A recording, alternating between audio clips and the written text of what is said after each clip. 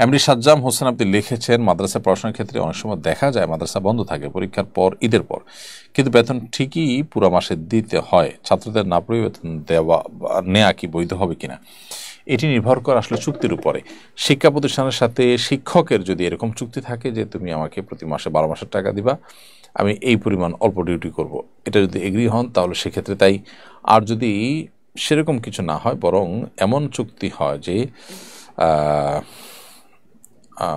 আপনি পড়াশোনার সময়টাতে শুধু বেতন পাবেন, আর যখন পড়াশোনা থাকবে না, বন্ধ থাকবে, ওই টাইমে বেতন পাবেন না, এরকম যদি চুক্তি থাকে তাহলে তাই। এই জন্য এই বিষয়টি নির্ভর করে উভয় পক্ষের পরস্পরের মধ্যে কি চুক্তি হয়েছে তার উপরে। তবে যদি চুক্তি হয়ে থাকে যে আপনি মাসে 1 দিন ক্লাস করান আর 10 দিন করান কিংবা না করান, বেতন আপনি ঠিকই পাবেন, এই মর্মে দুপক্ষ চুক্তি করে থাকে, তাহলে সেক্ষেত্রে এই টাকা নেওয়া তার জন্য জায়েজ হবে। রওনক